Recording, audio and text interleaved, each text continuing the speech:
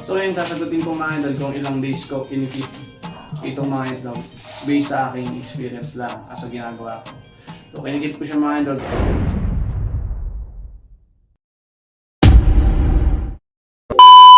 So good day mga idol, ito nga pala si TC Wonder. Siyempre kung bago kayo sa channel natin, huwag niyo po kalimutan mag-subscribe.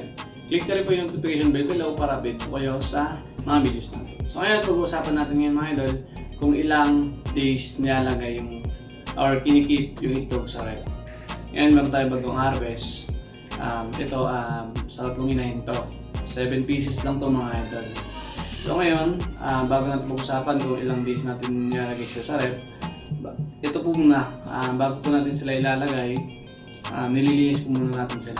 So kailangan kasi napupunasan sila ng tubig na may sabon para doon pa lang sa pag-keep is ma-prevent na natin yung pagkawala ng similya ng mga ng mga alaga. Kasi minsan pag madumi, syempre nakakontaminate agad yun, mamamatay yung similya dito sa loob ng itlog. So ngayon meron tayong sabon tsaka tubig.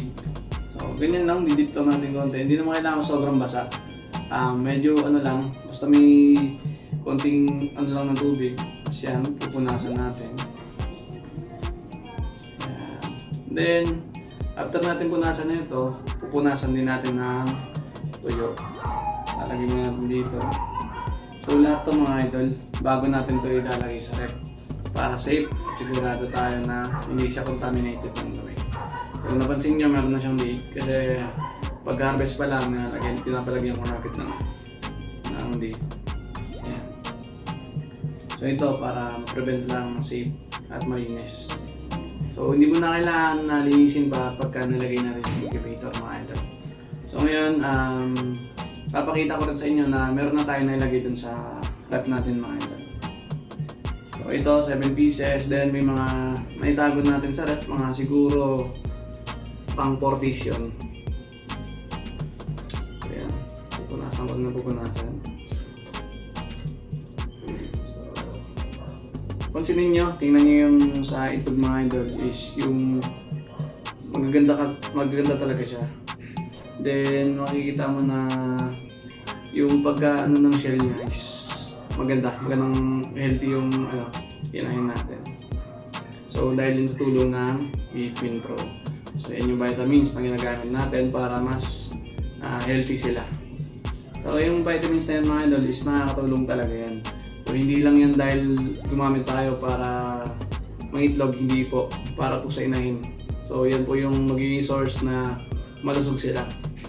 So yan yung pundasyon na matibay sila at magaganda yung mga itlog na may lalabas nila. So ngayon papakita ko sa inyo, meron tayong incubator dito. So yan. So ito testing lang to. Ayan. So ayan, medyo nag-moist na siya, medyo tumas yung humidity niya. Pero kaka-candle lang yan 10 days, okay. So sa 9 pieces na tinesting natin, dalawa yung walang similya. So okay lang yun kasi yun yung mga first 3 days na itlog, syempre given naman na yun. Then meron tayo dito. So ito pinapakita ko sa inyo. So ito.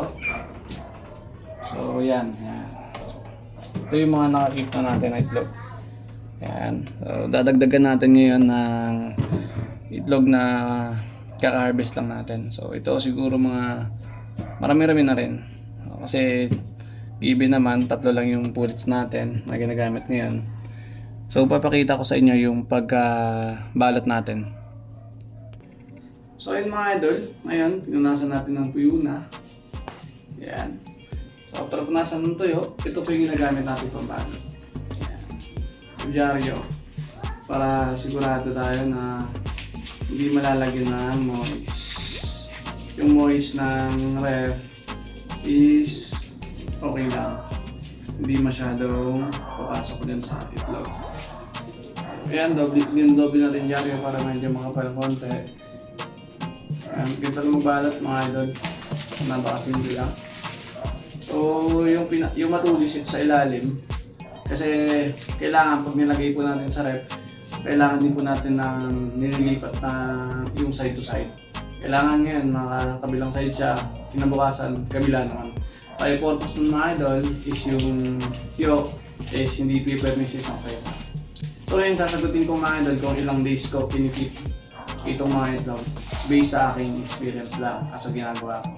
So kinikip ko siya mga idol 20 days. And after 20 days, isasala ko na sa incubator.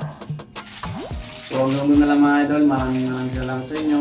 At syempre, kung may mga katanungan kayo, kung saan ko nabibili ito, pwede po kayo bumili sa Shopee, Lazada, at syempre sa Poultry Supply na malapit po sa inyo mga idol.